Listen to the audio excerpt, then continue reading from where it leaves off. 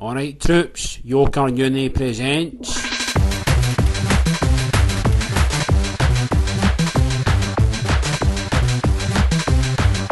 Physics!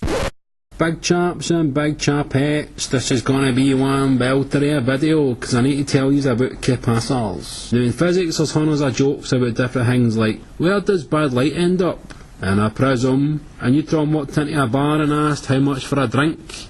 The bartender replied, for you, no charge. Oh man, comedy gold. But for a capacitor there isn't any joke, cause they are pure serious. Don't mess with the capacitors. So at some points in this video I need to leave the tension a wee bit, so I'm going to show you a zebra doing the running man. Oh brilliant man, a zebra doing the running man.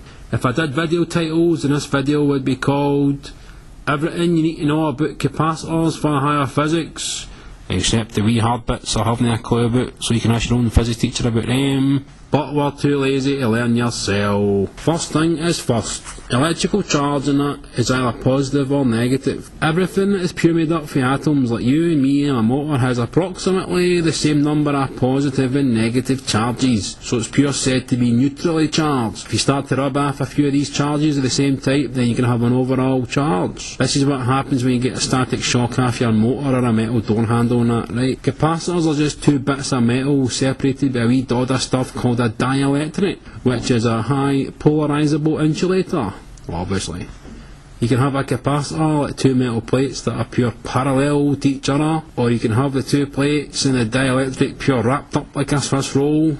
Iceland's finest dessert, by the way. So you can have two big plates rolled into a smaller size thing in a cylinder shaped thing, right? Capacitors are uncharged, have neutrally charged plates. When a capacitor is charged, it will have an overall positive charge on one plate and an overall positive charge on the other one. This means there's going to be a wee electrical potential difference or voltage stored between the plates when it's charged. You can use this energy and pure release it into another circuit somewhere else and that, right? Hold on me man, we're getting too serious here.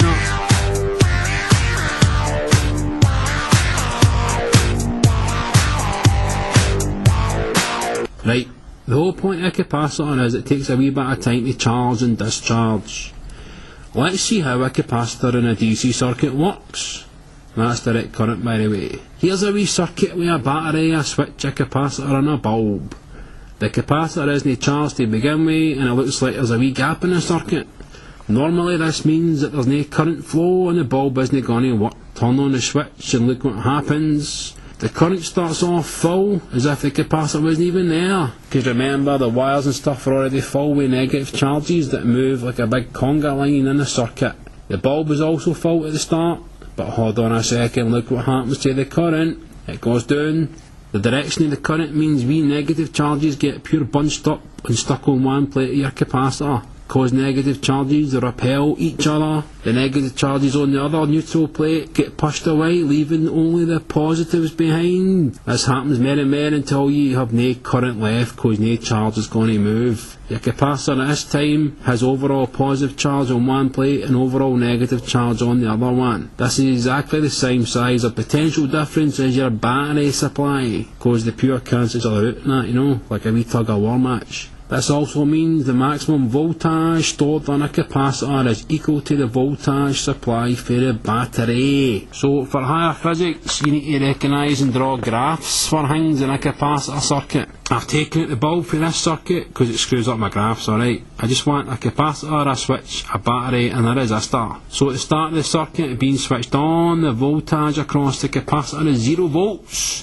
Since it hasn't started storm charge yet, this means all your voltage is direct across the resistor. The current in the circuit is worked to only using the resistor voltage and the resistance. The biggest is right at the start, then it dies down. The voltage graph shows the capacitor getting bigger as the resistor goes down. If you stop this at any point, the total between them will add up to the supply voltage. VC plus VR is always going to add up to VS. Sorry, we're getting serious again.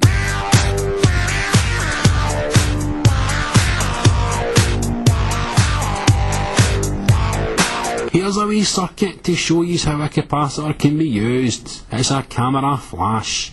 You charge a capacitor up, then release all the energy that's got stored in it all at once through a bulb. That's a camera flash, by the way. The current when you discharge the capacitor is negative because it goes the opposite way from when it's charged. And the size of it at its biggest point depends on the resistance of the circuit that you discharge it through.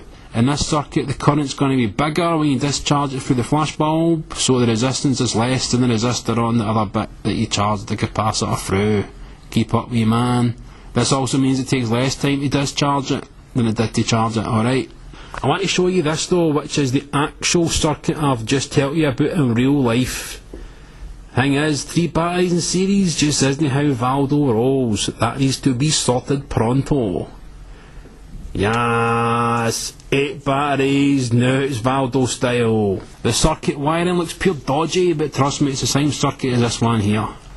I've pure labelled for you with my high-tech post-its what each thing's doing. The voltmeters are measuring the voltage across the resistor and the voltage across the capacitor respectively.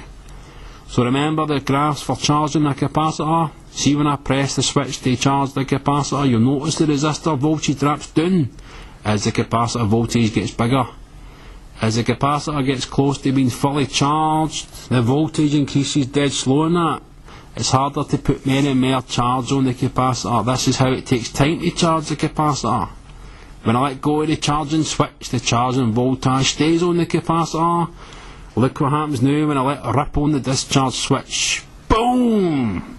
There's a wee flash of light and the capacitor fully discharges, so there isn't any more voltage on it. Then we can do it all over again. I pure love building circuits, so I do. So, things you need to know. Capacitor store charge, and the equation for this is Q equals CV. Depends on the size of the capacitor and the voltage you give the circuit. You need to know about the graphs for charge and discharge. You need to know that once it's fully charged, it stores energy between the plates. Nothing moves across the gap in a capacitor, remember. The energy it stores, E is equal to a half QV. If you put Q equals CV equation in this one, then you have these versions of the energy equation. E equals a half CV squared, and E equals a half Q squared over C.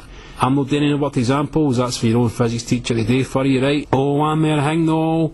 Capacitors are pure dead useful in alternating AC circuits when your current switches direction every now and then. As the frequency of AC gets higher, it switches more and more times every second.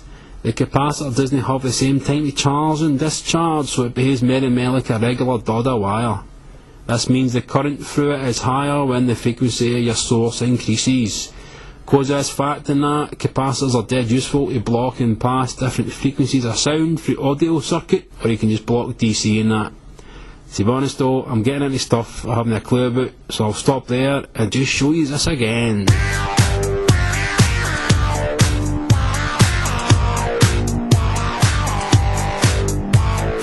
Catchy Versace.